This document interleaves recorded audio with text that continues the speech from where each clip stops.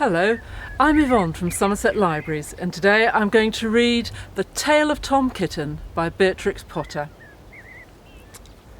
And this is my friend Archie, who likes stories with cats in them. So, here we go with Tom Kitten. Once upon a time there were 3 little kittens. Their names were Mittens, Tom Kitten and Moppet. They had dear little fur coats of their own, and they tumbled about the doorstep and played in the dust. Here they are playing. They're pretty little kittens. But one day their mother, Mrs. Tabitha Twitchit, expected friends to tea. So she fetched the kittens indoors to wash and dress them before the fine company arrived. There she is, taking the kittens indoors. First, she scrubbed their faces. This one is Moppet. Then she brushed their fur. This one is Mittens. Then she combed their tails and whiskers. And this one is Tom Kitten. Tom was very naughty and he scratched. And you can see he scratched his poor mummy's hand there. What a naughty boy. Look, Archie. Mrs. Tabitha dressed Moppet and Mittens in clean pinafores and tuckers. And then she took out all sorts of elegant but uncomfortable clothes out of a chest of drawers in order to dress up her son Thomas. He doesn't look too happy about it there, does he?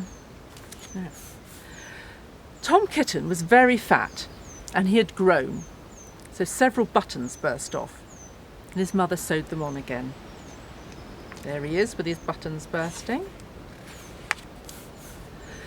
When the 3 kittens were ready, Mrs. Tabitha unwisely turned them out into the garden to be out of the way while she made hot buttered toast. Now keep your frocks clean, children. You must walk on your hind legs. Keep away from the dirty ash pit and from Sally Hennypenny and from the pigsty and the puddle ducks. There they are going into the garden looking very smart.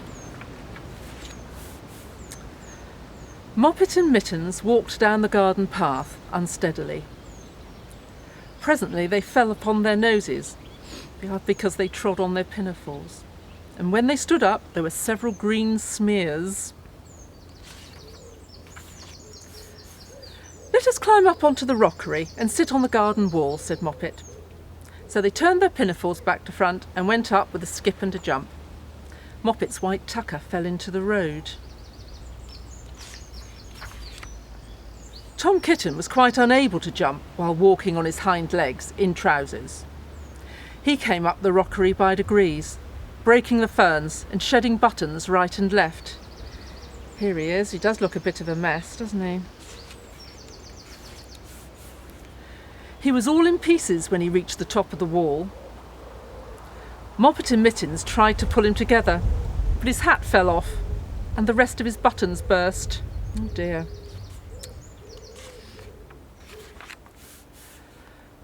While they were in difficulties, there was a pit-pat, paddle-pat, and the 3 puddle ducks came along the hard high road, marching one behind the other and doing the goose step. Pit-pat, paddle-pat, pit-pat, waddle-pat. There they are, one after the other. They stopped and stood in a row and stared up at the kittens. They had very small eyes and looked surprised. Then the 2 duckbirds, Rebecca and Jemima Puddle Duck, picked up the hat and tucker and put them on. There they are, in their hat and tucker. Mittens laughed so she fell off the wall. Moppet and Tom descended after her. The pinafores and all the rest of Tom's clothes came off on the way down. "Come, Mr. Drake Puddle Duck," said Moppet. "Come and help us dress him. Come and button up Tom." They are. But he put them on himself, and they fitted him even worse than Tom Kitten. "It's a very fine morning," said Mr. Drake Puddle Duck. There he is. I think he looks very silly in those clothes. They don't fit at all, do they? And he and Jemima and Rebecca Puddle Duck set off up the road, keeping step. paddle, pat. Pit, pat, waddle, pat. There they are, going past the chicken. Then Tabitha Twitchit came down the garden and found her kittens on the wall with no clothes on. There they are. She pulled them off the wall and took them back to the house. "My friends will arrive in a minute, and you are not fit to be seen. I am affronted," said Mrs. Tabitha Twitchit. There, she does look cross with them, doesn't she? She sent them upstairs, and I am sorry to say she told her friends that they were in bed with the measles, which was not true.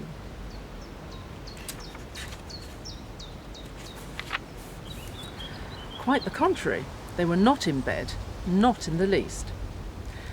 Somehow there were some very extraordinary noises overhead which disturbed the dignity and repose of the tea party.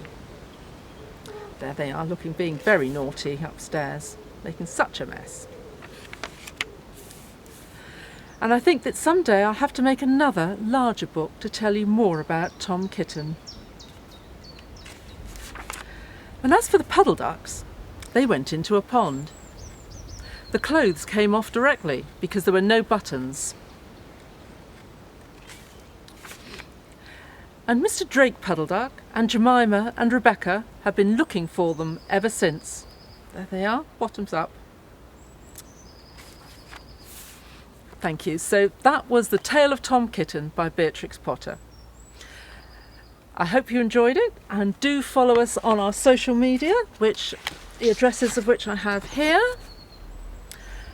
and share us with your friends and family. And do look in again, because there'll be lots more content coming up. Thank you, and goodbye for now.